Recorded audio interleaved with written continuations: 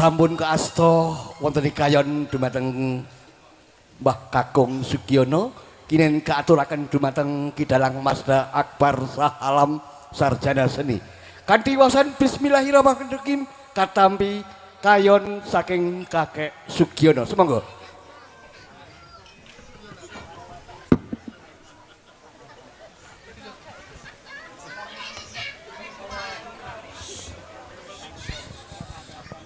Om Swastiastu.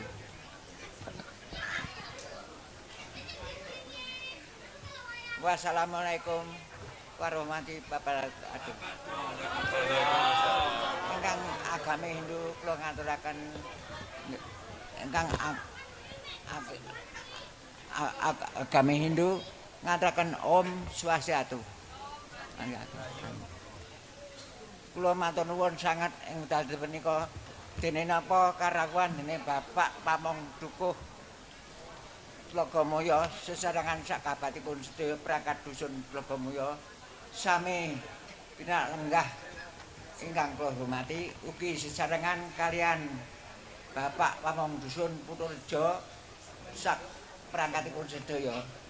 Ing mriki kula namung ngaturaken sedaya kateng lepat agung pampun saderenge menika namung nyuwun sap pangajeng jenengan sami ing panyuwun hajat kawula namung mangke hajatipun sayusa Nancy Rahmati ing dalem menika ingkang angka setunggal kala siang wau menika ulang tahunipun Deo kares menika dinten Rebo Kliwon kula sampun dipun sekapi menika hajatipun sarane tahun ingkang kepengker sampun dipun paringi kemiran dipun paringi kawujang sokat derman nginjak tahun enggal bulan Sapar tanggal 21 tanggal 1 Mesegi ingkang nyuwun ugi nyuwun kemiran Gusti ingkang mangka supados dipun wikaken making kang res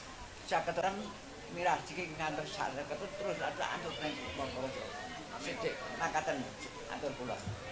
Dene sanes-sanesipun kula namung nderek kersanipun Bapak Pamong Dukuh Tlogomoyo dos pundi caripun amrih saenipun sak lebetipun dadah hajat menika sedalu menika. Nggih. Kula pasrahaken dhateng Bapak Pamong Dukuh Tlogomoyo. Matur nuwun. Assalamualaikum warahmatullahi wabarakatuh. Amin.